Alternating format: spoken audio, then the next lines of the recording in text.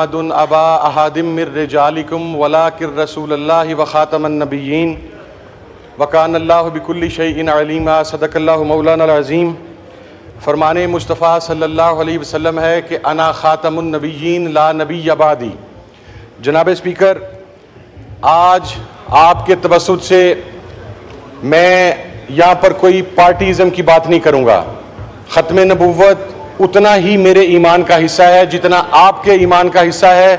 جتنا آج اس ایوان میں موجود ہر صاحب ایمان مسلمان کے ایمان کا حصہ ہے۔ آئین پاکستان کے اندر واضح طور پر یہ چیز درج ہے کہ جو مرزئی احمدیز ہیں وہ کسی بھی جگہ پر ہم ان کی عبادت گاہ کو مسجد نہیں کہہ سکتے، ان کی کتاب کو قرآن نہیں کہہ سکتے، اور وہ کسی بھی جگہ پر ایسا فعل سرزد نہیں کر سکتے جو شاعر اسلام سے شامل ہو۔ جناب والا، یہ ایک کیس ہوا، اس وقت میرے سے پہلے چیئرمین پنجاب قرآن بورڈ تھے مولانا غلام محمد سیالوی، اللہ ان کی قبر پر رحمت نازل فرمائے، کووڈ کی وجہ سے اس دنیا سے چلے گئے، اور اس کے بعد میں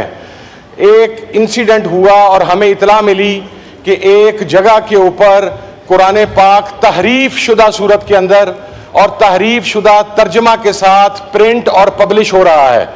according to the Punjab Quran board act, جو نان مسلمز ہیں نہ وہ قرآن پاک کی پرنٹنگ کر سکتے ہیں نہ وہ قرآن پاک کی پبلشنگ کر سکتے ہیں۔ جناب اعلیٰ،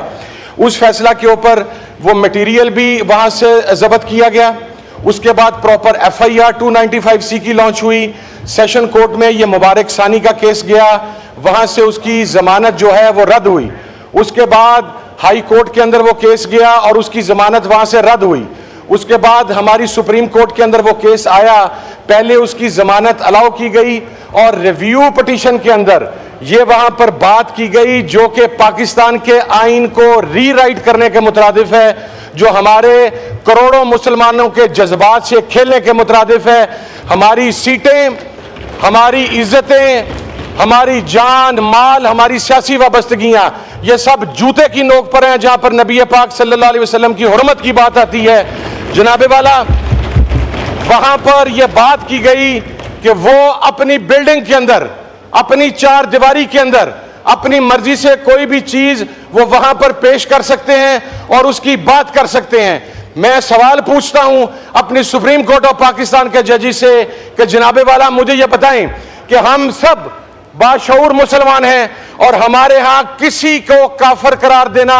کسی کے اوپر فتوے لگانا اور کسی کی توہین کرنے کی اجازت نہیں ہے۔ ہم کیا ایک فرقہ اگر پاکستان میں پیدا ہو اور وہ یہاں پر بیٹھ کر حضرت عیسیٰ علیہ السلام کی شان میں گستاخی کرے اور ہم اسے یہ کہہ دیں کہ وہ اپنی چار دیواری کے اندر بیٹھ کے یہ بات کر رہا ہے تو اس کی اجازت دی جا سکتی ہے؟ 295C صرف نبی پاک صلی اللہ علیہ وسلم کی حرمت کی ضامن نہیں ہے، 295C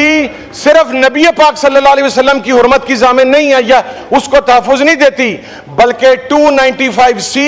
1,24,000 کم و بیش انبیاء و مرسلین میں سے ہر ایک کی اسی طرح حرمت کی حفاظت کرتی ہے جس طرح نبی پاک صلی اللہ علیہ وسلم کی حرمت کی حفاظت کی جاتی ہے۔ اور ایک اور بات عرض کر دوں کہ یہ نبی کی حرمت کی جو بات ہے، ہم نبی کی حرمت کے محافظ ہو ہی نہیں سکتے، ہماری اوقات اتنی نہیں ہے، ہماری جرأت اتنی نہیں ہے، اس لیے کہ اللہ رب العزت نے اپنے نبی کی حفاظت، اس کی حرمت کی حفاظت کی ذمہ داری خود اپنے ذمہ لی ہے۔ ہم تو اپنی آخرت بچانے کے لیے اور اپنی قبر کے لیے نبی کی حرمت کی بات کرتے ہیں۔ اس سلسلے میں میری ریکویسٹ ہے کہ یہ جو آئین کو ری رائٹ کیا گیا ہے، قرآن و سنت کے احکامات کے خلاف فیصلہ دیا گیا ہے، شاعر اسلام کا مذاق اڑایا گیا ہے، قرآن پاک میں تحریف کی اجازت دی گئی ہے۔ یہ پاکستان میں نہیں ہو سکتا کہ کوئی ہمارے لاکھ سیاسی اختلافات ہوں گے، لیکن یہ نہیں ہو سکتا کہ کوئی آدمی اپنی مرضی سے 2 بندے بیٹھیں، 3 بندے بیٹھیں اور وہ قرآن پاک میں تحریف کی اجازت دے دیں کہ آپ ایک عمارت کی 4 دیواری کے اندر بیٹھیں گے اور پھر وہاں پر آپ جو مرضی تحریف قرآن کے اندر کر لیں۔ میں یہ اللہ اکبر، نعرہ رسالت،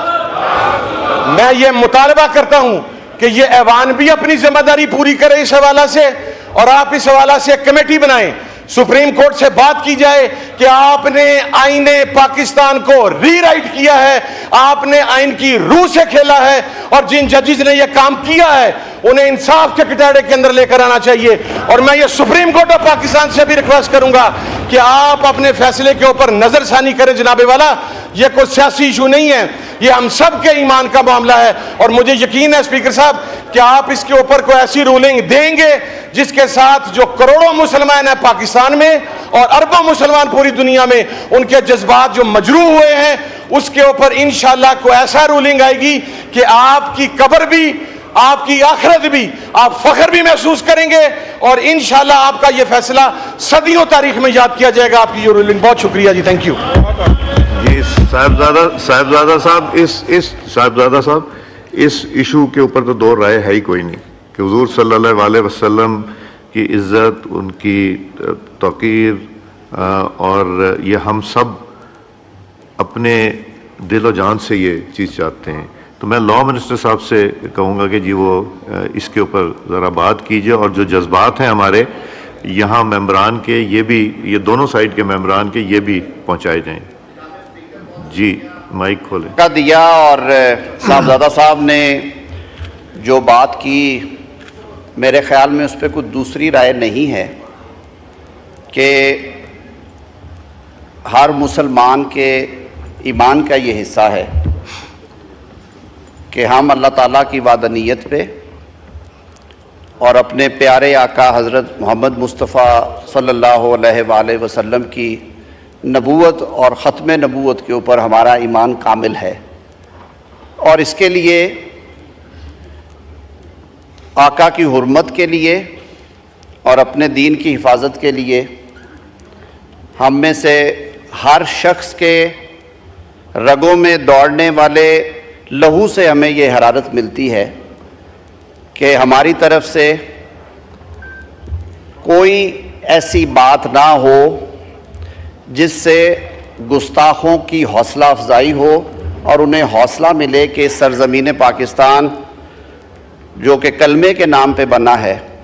اس میں وہ اس طرح کے کام کر سکیں. لیکن میرے خیال میں جب بات آئین اور قانون کے دائرے میں آتی ہے تو ہم سب کو ایک باشعور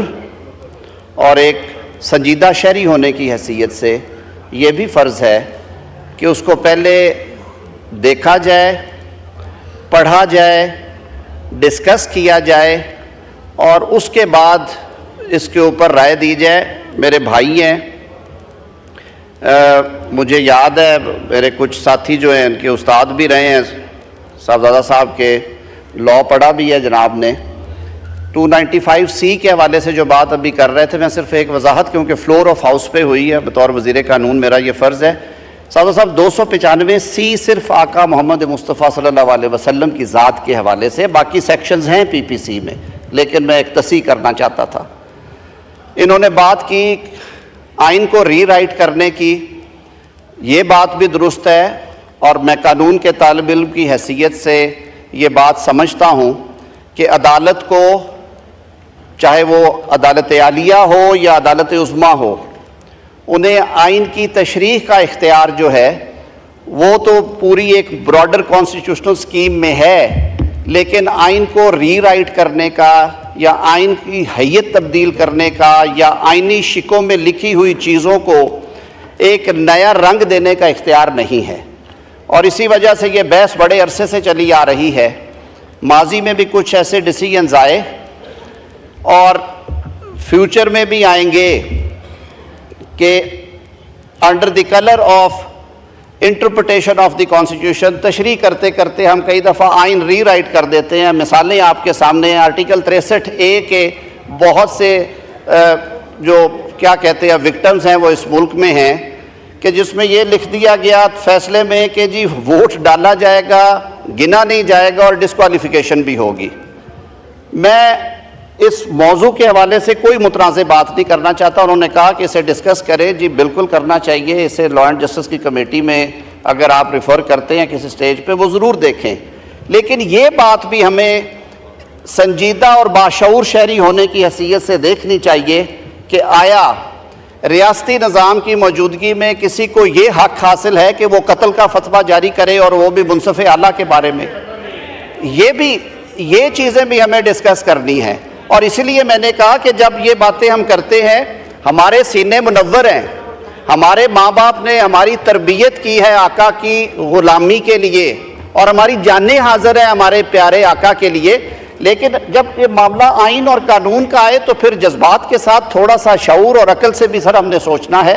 اسی لیے میں عرض کروں گا کہ یہ ایک ایسا ایشو ہے جس پہ سارے ایوان کی ایک رائے ہے۔ یہ رائے بھی ہے کہ آقا کی حرمت پہ اگر آنچ آئے گی تو آواز بھی اٹھائیں گے، ہاتھ بھی اٹھائیں گے، لیکن یہ رائے بھی ہے کہ عقل اور ہوش کے ساتھ پہلے چیز کو پڑھا جائے گا، دیکھا جائے گا، پھر یہ ریاست کی ذمہ داری ہے کہ اس پہ وہ عمل درآمد کرے، کیا کرنا چاہتی ہے، اس میں ریویو جائے گا، اس میں نظر ثانی جانی ہے، اس میں ریزولوشن جانی ہے، ہاؤس سے کیا جانا ہے، یہ مشاورت کے بعد طے کریں۔ لیکن ریاست پاکستان میں کسی شخص کو یہ حق نہیں دیا جا سکتا کہ وہ گھر بیٹھ کے یا مجمع میں کھڑا ہو کے قتل کے فتوے جاری کرے۔ ہمارا ملک ایک قانون کے تابع ہے، آئین پاکستان میں ایک طریقہ کار درج کیا گیا ہے، اس کے اوپر ریاست کی زیرو ٹالرنس ہونی چاہیے۔ آج کوئی ایک زد پہ ہے، کل کو کوئی ایک اور زد پہ ہوگا، تو ہمیں اس پہ بھی بڑی کلیئرٹی کے ساتھ کھڑا ہونا پڑے گا۔ تو اس وضاحت کے ساتھ کہ یہ ایک ایسا قانونی ایشو ہے جس کو ڈسکس کرنے کے لیے زیادہ بہتر اور اپروپریٹ ہوگا اگر یہ ساری جماعتیں، اگر آپ جیسے بزنس ایڈوائزری کی ایک شکل ہے، ساری جماعتوں کی نمائندگی ہے، وہ اصحاب بیٹھ جائیں، لا اینڈ جسٹس کی کمیٹی کو سونپتے ہیں ذمہ داری، وہ بیٹھ جائیں اور اس کو ایگزامن کر لیں۔ کئی دفعہ پہلی ریڈنگ میں جب ہم چیزیں پڑھتے ہیں، میرے بڑے سینئر لائرز استاد بھی بیٹھے ہوئے ہیں یہاں پہ، ساری عمر اسی کام میں گزاری، کئی دفعہ فرسٹ ریڈنگ میں آپ وہ میننگز نہیں لے پا رہے ہوتے، تو یہ سارے اینگلز ہمیں دیکھنے چاہیے۔ سر یہ ایک بڑا ذمہ دار ایوان ہے، ایپکس فورم ہے، ملک کا سب سے بڑا ادارہ ہے پارلیمان میں، ہمیشہ کہتا ہوں یہاں سے جو بات جناب اسپیکر ہو وہ مستند ہونی چاہیے، وہ شریعت کے، آئین کے اور قانون کے عین مطابق ہونی چاہیے۔ ہم سب کے جذبات ایک جیسے ہیں، لیکن جو میری عرض یہ ہوگی سب دوستوں کو کہ اسے ایک دفعہ ایگزامن کر لیا جائے، اس کے بعد اس پہ ایک ریزولوشن پاس کی جائے، وہ اب 4 دن بعد ہو سکتی ہے، 2 دن بعد ہو سکتی ہے، جو یہ ہاؤس ڈیسائیڈ کرے۔ بہت شکریہ۔ حنیف عباسی صاحب۔